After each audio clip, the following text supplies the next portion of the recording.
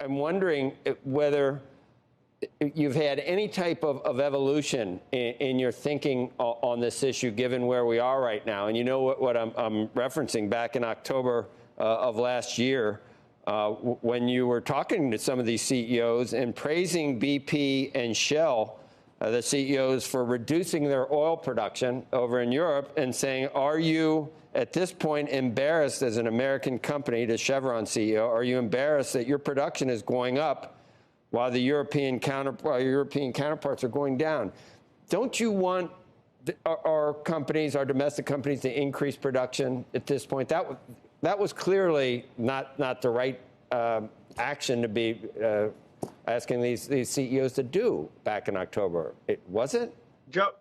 Joe, it's a fair question. I think we have to distinguish between the long term and the short term. Of course, we need short term production to go up. What I was talking about in that clip, and if people see the whole testimony, is how do we diversify our energy sources over the long run so that we're getting 1%, 2% going more into renewable energy. But short term, there's no doubt that we need our production to go up. I have advocated that explicitly. And one of the ways we can do it is to have an export ban. Here's what I want to understand. Why are we sending more oil to other countries when we have a problem here with supply? We never used to do that before 2015. We could have that ban now, and it would dramatically lower gas prices. We could have that ban right now, but it would really put the screws to our friends and allies in Europe, who are dealing with some big problems caused by Vladimir Putin in Russia, and I don't think we want to do that. And Ro, I think the honest answer to the honest question on some of these things too are you want short-term production, not long-term, and I think we want refineries to be able to pump out more gasoline right now, because that's part of the problem. We don't have the refinery capacity. But those are not investments that businesses are going to make if we are telling them this is for the short term. We want them to spend billions of dollars to make additional investments that, by the way, we don't want those investments to continue producing a decade from now. It doesn't make financial sense. There are consequences when you say you don't want things over the long haul. Businesses stop spending CapEx, and that's what the oil companies have done. It's a little disingenuous to say we want you to produce short term, but then we're going to take away your ability to make money off those investments, those major investments we've asked you to make.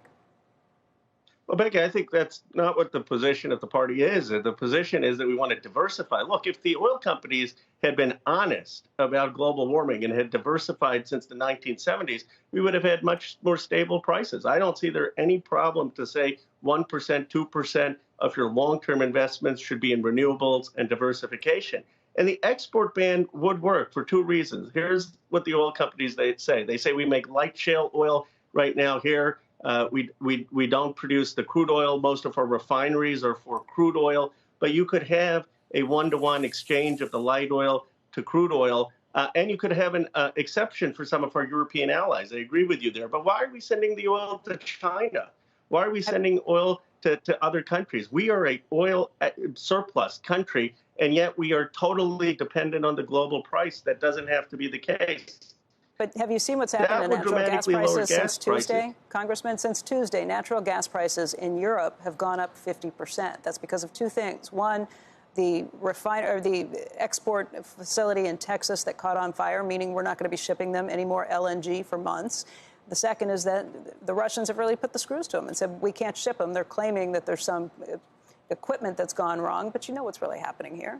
50% higher in Europe in 4 days. I mean, these are the people we're supposed to help fight Vladimir Putin right now, and this is what's happened to them. Sure, and I'm for supplying to our allies and some of our European allies. I'm not for supplying to China and to the rest of the world while Americans are paying $6 at the pump. The other thing I said that the government could do is to have bought preemptively when the price of oil was low. I called for that when the price was in the low hundreds, and then sell back to the American public at a subsidized price. Every president has done that. Many of them have done that in the past. President Reagan did it with dairy prices. FDR did it. So there are tools we can take. But here's my view. My view is, of course, right now we need to focus on lowering price and increasing the oil supply. But long term, what's really going to bring price stability is more of the diversification of our energy sources. Shepard Smith here. Thanks for watching CNBC on YouTube.